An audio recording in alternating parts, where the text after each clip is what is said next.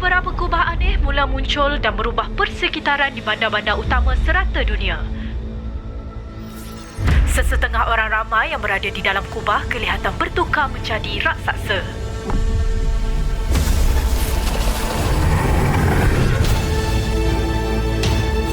Dari maklumat yang operatif Zila kumpulkan, alien penakluk akan gunakan power sfera untuk aktifkan kubah pengubah realiti.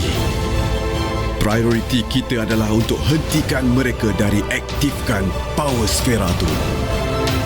Inilah apabila realiti bertukar dalam dunia simulasi. Ayuh anak muda,